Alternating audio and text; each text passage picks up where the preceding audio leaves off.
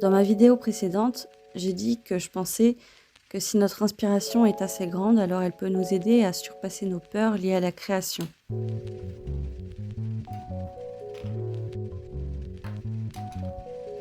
Mais comment trouver cette inspiration et est-ce qu'on peut attendre qu'elle vienne toute seule, d'elle-même? Ou dans le cas contraire, comment la déclencher?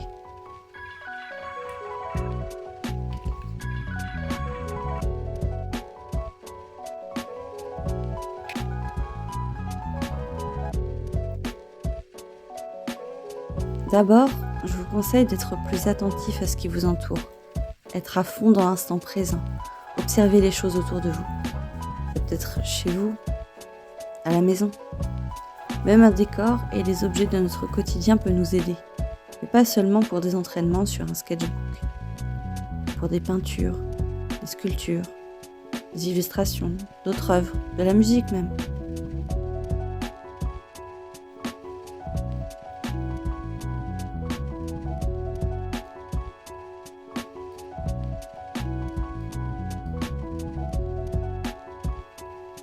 Idéalement, pour trouver l'inspiration, vous pouvez sortir de chez vous, dans la nature, dans une forêt pourquoi pas, en observant les formes, les couleurs et les mouvements qui vous entourent.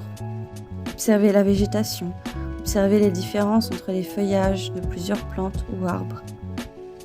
Touchez les feuilles et les écorces pour comprendre leur texture.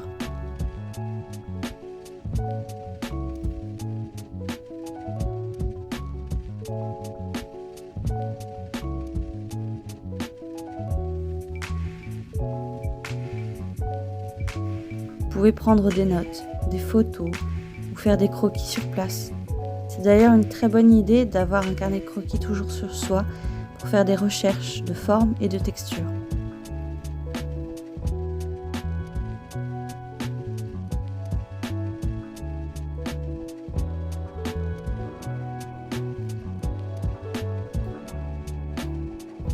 Il y a toujours une ambiance particulière dans un lieu. Essayez d'associer cette ambiance avec une palette de couleurs, jouez avec les tons chauds et froids.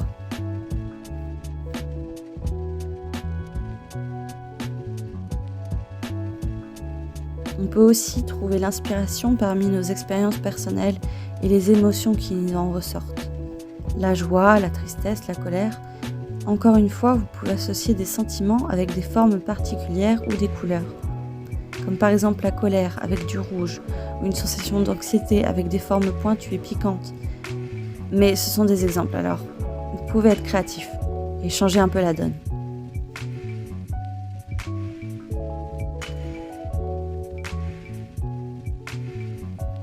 Vous pouvez vous rappeler de bons souvenirs et tout simplement essayer de les représenter fidèlement ou alors de façon plus abstraite. À vous de voir. On peut s'inspirer d'œuvres d'art, de littérature, de musique, de films, de jeux vidéo. Posez-vous des questions. Comment imaginez-vous certaines scènes, certains personnages?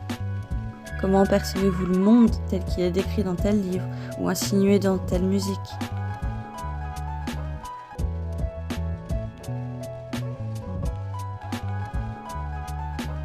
Pour la peinture que vous m'avez fait en ce moment, j'ai trouvé l'inspiration dans des magazines que ma sœur avait mis de côté. À l'intérieur, il y avait des photos de mode très recherchées.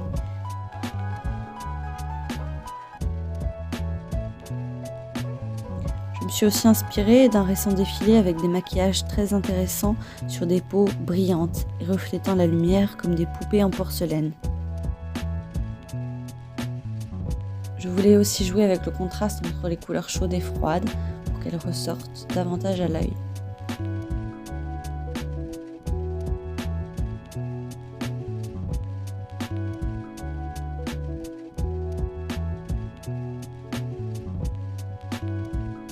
Je voulais quelque chose de surréaliste, avec le visage d'une femme tellement parfaite, tellement belle qu'elle en est irréelle.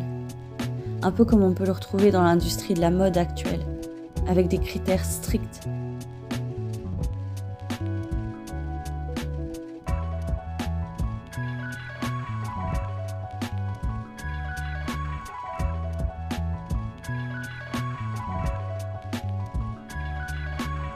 En fait, tout Tout est susceptible de vous inspirer, mais il faut selon moi être dans un bon état d'esprit, à l'instant où vous en cherchez. Si vous êtes en burn-out, c'est pas moi qui vais vous dire de vous forcer à faire quelque chose. Les blocages existent et il faut en tenir compte, évidemment. Essayez d'être ouvert d'esprit, d'être curieux et de trouver la volonté d'explorer.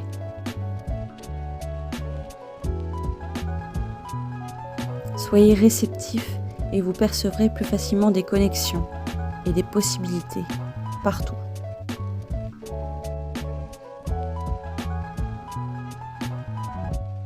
Il faut être persévérant et patient parce que l'inspiration est parfois courte et imprévisible.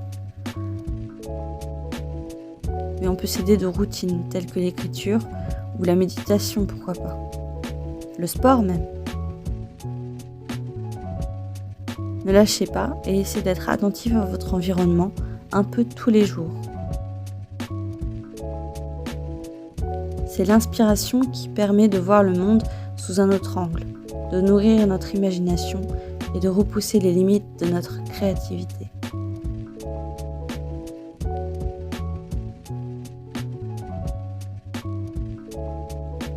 Merci de m'avoir écouté. N'hésitez pas à vous abonner.